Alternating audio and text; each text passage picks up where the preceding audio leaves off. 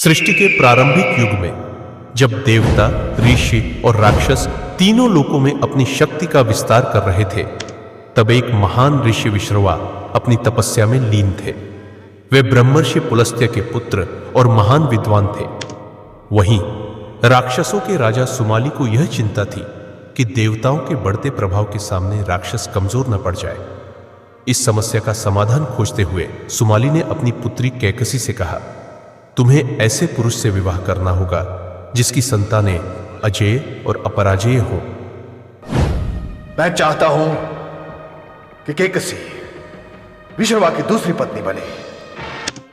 कैकसी महर्षि विश्रवा के पास पहुंची और अत्यंत विनम्रता से बोली, हे मुनिवर, मैं आपसे प्रार्थना करती हूं कि मुझे अपनी पत्नी के रूप में स्वीकार करें और मुझे ऐसी संतान प्रदान करें जो त्रिलोक विजयी हो।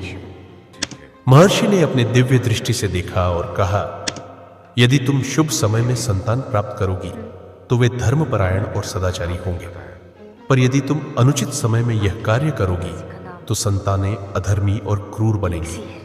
लेकिन कैकसी की महत्वाकांक्षा इतनी प्रबल थी कि उसने अनुचित समय में ही संतान उत्पन्न करने का निर्णय लिया। कुछ समय बाद कैकसी ने एक पुत्र को जन्म दिया।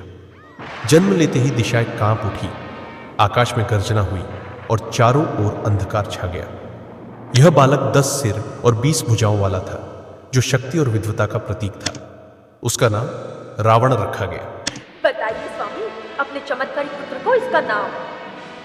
असाधारण रूप से रोने और विकट रूप से हंसने वाले का नाम रावण क्यों न रख दिया जाए।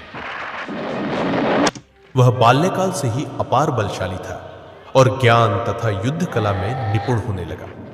आगे चलकर उसने कठोर तपस्या कर ब्रह्मा से अजेयता का वरदान प्राप्त किया और लंका का स्वर्णिम सम्राट बना। तथा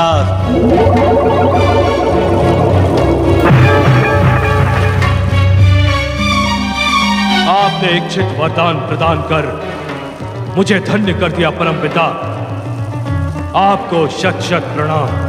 दशानन रावण, तुम्हारे समान शक्तिशाली ब्राह्मण न तो आज तक जन्मा है और न ही भविष्य में उत्पन्न हो। लेकिन उसकी यह शक्ति आगे चलकर रामायण के महायुद्ध का कारण बनी।